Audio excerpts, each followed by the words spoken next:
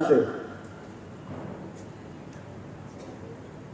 शुरू हुआ है, लगभग 33 इयर्स हो गए।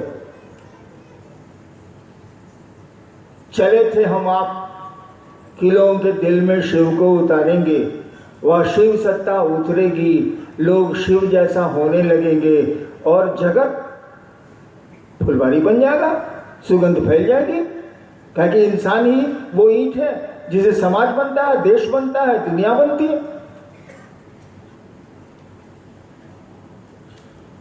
अब मैं 33 साल के बाद इतिहास के अध्याय पर बैठ कर रो रहा हूं।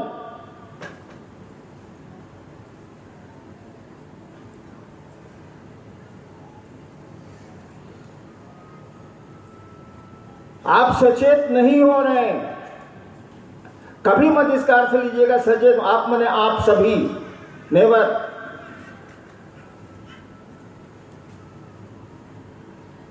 लेकिन क्या जाने पानी को कब लीकेज मिल जाए, वो तो नीचे जाएगा। मन को कब रास्ता मिल जाए नीचे जाने का, ये बड़ी तेजी से जाता है।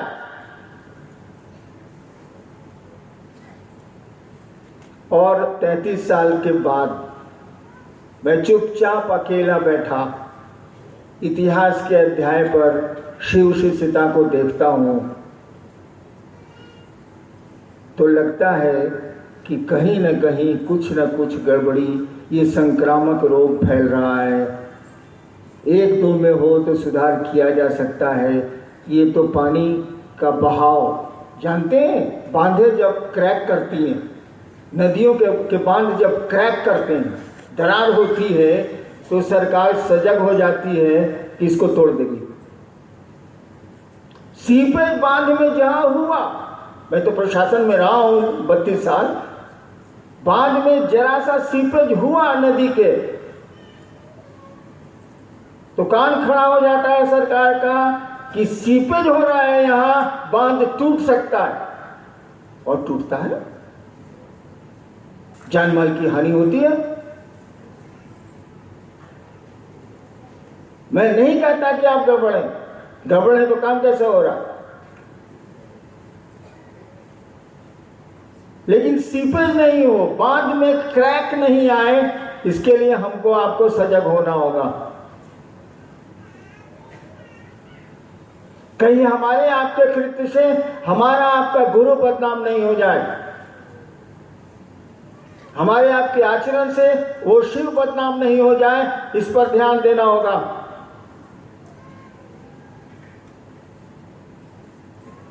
और मैं बहुत दुखी मन से आपसे प्रार्थना करने आया हूं कि देखिए बांध में क्रैक मत आने दीजिए।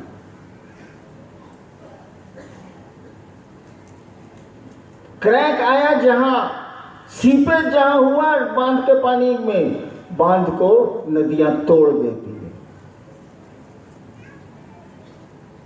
कोशिश करिए, जगत बेच के शिव को खरीदेंगे, शिव को बेच के जगत खरीदने की मंशा ठीक नहीं है, ऐसा कृत्य ठीक नहीं है। और मेरे पास वक्त नहीं है, बुरा नहीं मानेंगे आप, और मेरे पास वक्त नहीं है, कम वक्त बचा है। मैं इस दिशा में सजग हूं, आपको सजग कर रहा हूं। समझें आप, नहीं समझेंगे तो कोई समझाने वाला आसमान में है, आपको समझा देगा। पहले कह दिया माफ करिएगा, लेकिन समझाने वाले लोग हैं जो हमको आपको समझा देंगे। चलिए अब जिज्ञासा पर आते हैं। सीतामढ़ी से महान पूजा, विश्व गुरु शिव स्वयं गुरु हैं। यदि संपूर्ण मानव सृष्टि उन्हें अपना शिष्य भाव अर्पित करती है तो शिव गुरु को विश्व मानव के अभ्युदय का उत्तरदायित्व तो लेना ही पड़ेगा। क्या तो क्या, अरे इसमें क्या सवाल, नहीं समझ रही है। ऐसे से अनुभूति की पंक्ति है। इस महादेव गुरु में समझ में आ गया। चलिए, जितना सामर्थ्य है उतना शिव का काम करते हैं कि शिव को लूटते हैं जगत में। हम 8 सवाल करते हैं। सवाल करिए, ठीक से करिए। पंक्ति बिल्कुल अच्छी है, बिल्कुल सही है। कोई भी अपने सामर्थ्य में शिव को अपना शिष्य भाव देता है, उस गुरु सत्ता को, उस परम चैतन्य सत्ता शिव को अपना शिष्य भाव देता है, तो उसकी जवाबदेही शिव की है ही। लेकिन हम आप कहां देते हैं शिष्य भाव? हमें तो शिष्य है जगत की सुविधाओं के, जगत की चीजों के। हमरा से सीनियर के छैरे, ये अहंकार बोल रहा है आपका। एक गुरु भाई ने हमको साइंस सिटी में कहा, मैं दीदी और साहब के संकल्प पर चलता हूं। मंडल जी को कह रहा था वो आदमी। हम कहे, लूचा वाला बात मत करो हमसे। तुम्हारे जितने कृत्य हैं, तुमने जितना काम किया है, जो नहीं जानते हैं वो तुम्हारी बड़ाई करेंगे, मैं जानता हूं। तुम्हारे जितने कृत्य हैं शिव को बदनाम करने के हैं। तुम सीबीएसई से नहीं है तो सीनियर कैसे हो गया? हम 25 साल के शिव शिष्य हैं और आपका कृत्य जो है शिव को समाज में बदनाम कर रहा है। आप कहते हैं सीनियर हैं, आप शिव शिष्य नहीं हैं। मैं कह रहा हूं कि नहीं है आप।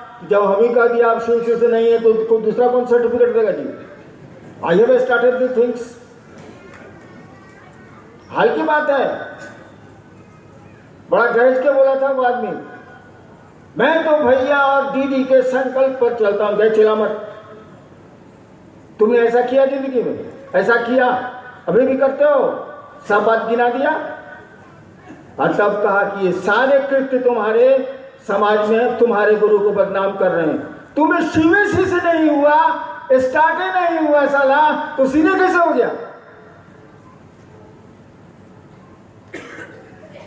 चलिए जी, प्रश्न को देख के पढ़िए, हमारी बात पर मत पढ़िए, झूठो मत लड़ाई। हम ही सवाल पढ़ते हैं, हम ही जवाब देते हैं।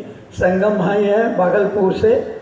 साहब चर्चा में कहते हैं, शिव चर्चा में हरियाली तो आ गई, पेड़ पौधे तो लग गए, लेकिन किसी भी वृक्ष में न फूल लगे और न ही फल, अर्थात एक भी आदमी आज दिन तक सचमुच में महादेव का आदमी नहीं बन पाए। इसका मुख्य कारण क्या है? मैं हूं, शिव है।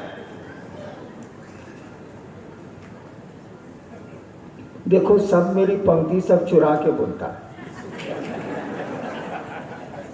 मैं एक बार नेतरहाट जा रहा था, हाल की बात। तो हम कहा कि रास्ते में कुछ खाने पीने का सामान रख लिया जाए। बच्चे भी थे, वो भुटकुरी भी थी जो बैठी हुई है। तो बच्चा है तो भाई उसको भूख लगेगी। फिर हमने कहा कि देखो, हम लोग नेतरहाट क्यों जा रहे हैं? इसीलिए कि हरियाली है। लेकिन यहां से नेतरहाट के रास्ते में कोई फलदार वृक्ष नहीं मिलेंगे जिससे मुसाफिर अपनी प्यास बुझा ले, अपनी क्षुधा मिटा ले। कोई फलदार वृक्ष नहीं मिलेंगे, हरियाली तो मिलेगी। और हमने उसी दिन, जिस दिन मैं नेतरहाट जा रहा था, उसके एक दिन पहले कहा था, शिव सिद्धता भी तो यही हो गई है यार। हरियाली दिख रही है। लोग कहते हैं पेट्रोल की आग की तरह शिव सिद्धता फैल रही है। लेकिन इस हरियाली में काश फूल भी होते, फल भी होते और मुसाफिर को छाया भी मिलती। छाया तो मिलती है, मुसाफिर की प्यास मिट जाती, उसकी क्षुधा मिट जाती। ऐसा भी तो होता। ये मैंने ही कहा था, साला हम ही पर सवाल कर दिया।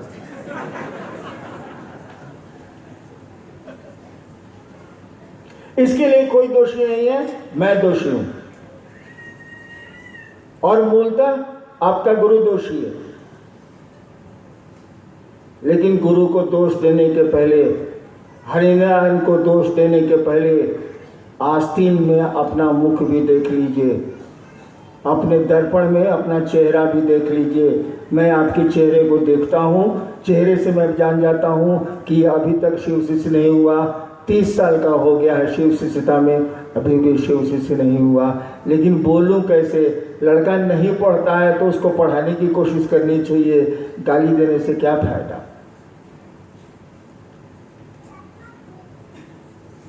दोष मेरा है, दोष को ठीक मैं ही करूंगा, लेकिन ठीक करने के पहले आपको सजग कर रहा हूं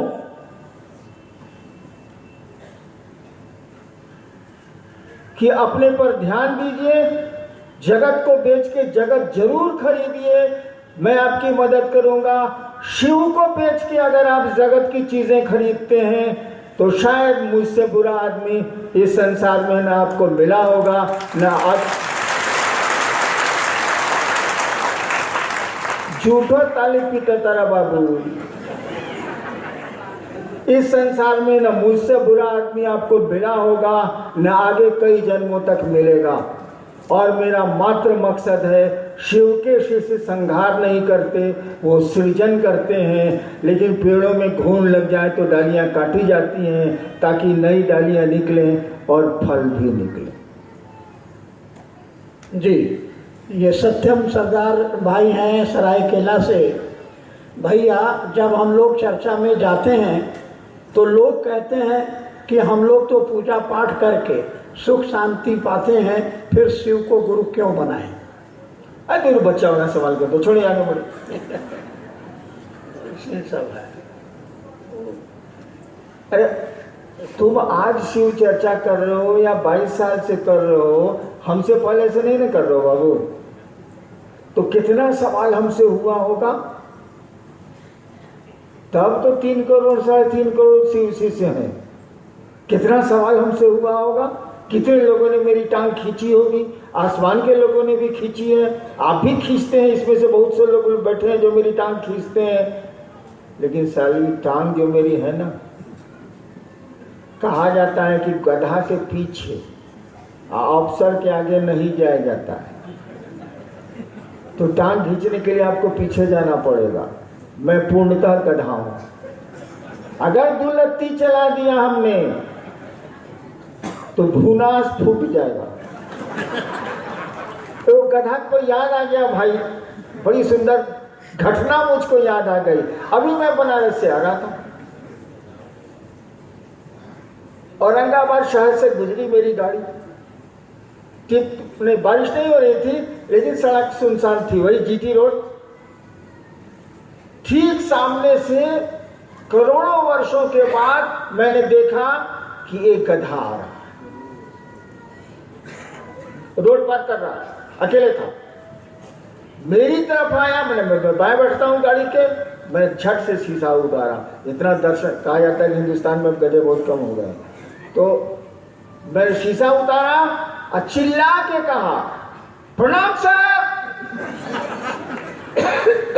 सही में कहा। लोग अब बका गए, किसको साहब बोल रहे इतना चिल्ला के प्रणाम सर। लेकिन हमने गधे को प्रणाम किया और बहुत दुखी हो गए। उस साला कान तक नहीं हिलाया, मेरी तरफ देखा भी नहीं, कोई फर्क उसको नहीं पड़ा। जिस तरह से जोगी की तरफ जा रहा था सो चला गया। हम कहा कि साला सही में गधा है, प्रणाम का जवाब तक नहीं दिया। सही घटना बोल रहे हैं हम। कहा सही में गधा है, साला कोई प्रणाम करे इस पर। कोई इतना जोर से हम चिल्लाए कि प्रणाम सर भी बोले साले को, प्रणाम सर। कोई फर्क नहीं पड़ा, कान तक ऐसे नहीं किया, न इधर मुंह किया, न आंख तक किया, एकदम स्थित प्रज्ञ योगी की तरह सड़क पार कर। चलिए जिज्ञासा बहुत हाल की बात है, 10 दिन पहले की बात। लेकिन मेरे लिए यही सौभाग्य था, गधे ने दर्शन तो दिया। प्रणाम किया, नहीं जवाब दिया, नहीं जवाब दिया, दर्शन तो दिया।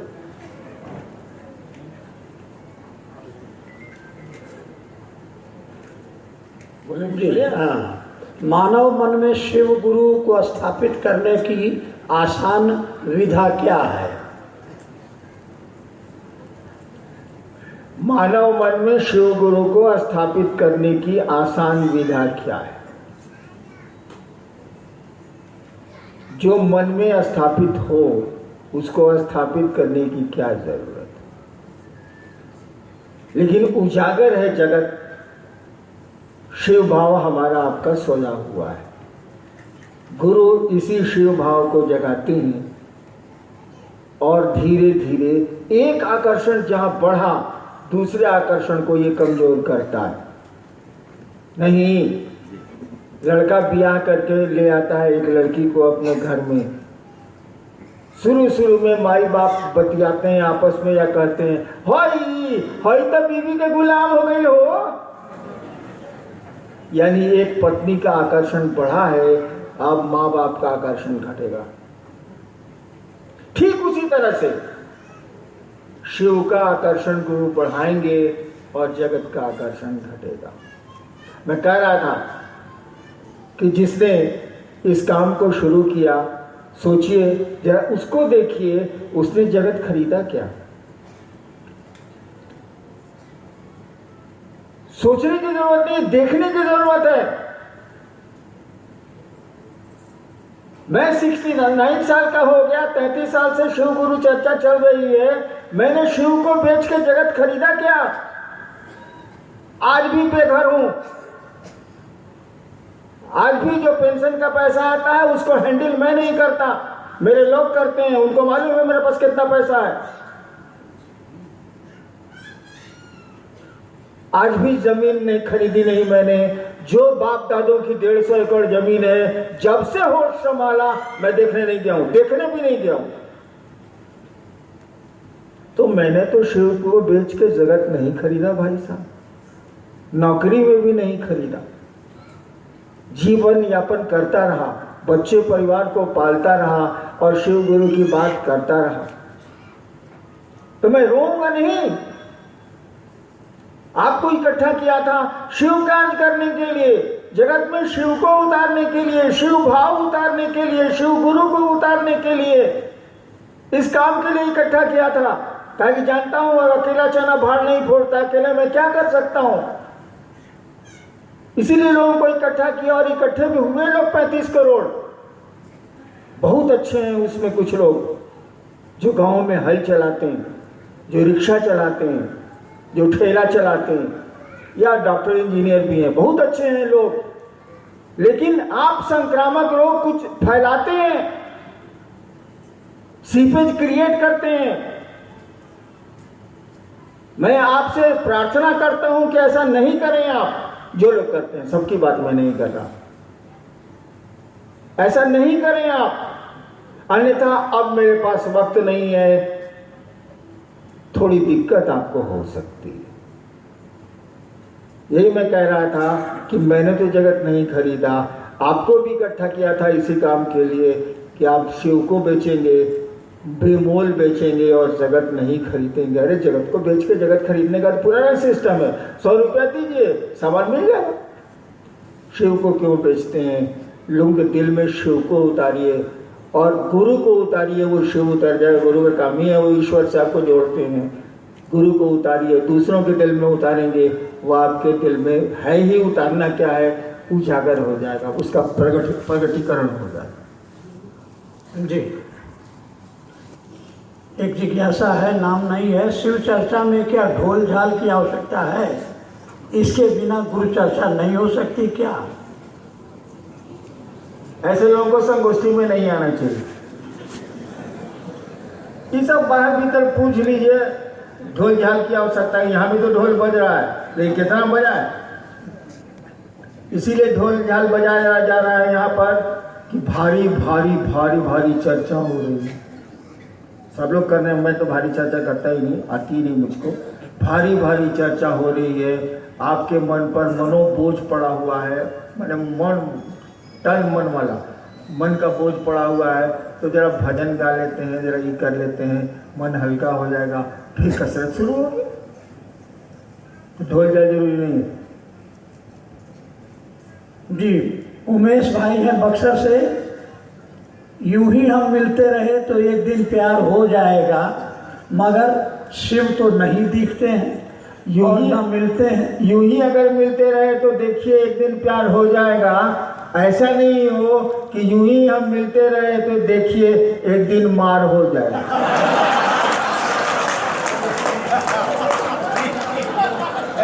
ये भी हो सकता है। हाँ।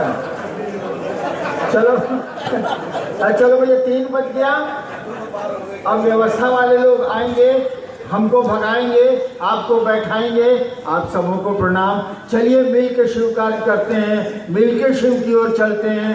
मेरा पूरा सहयोग आपके साथ है। अगर आप शिव की ओर चलते हैं तो प्रणाम।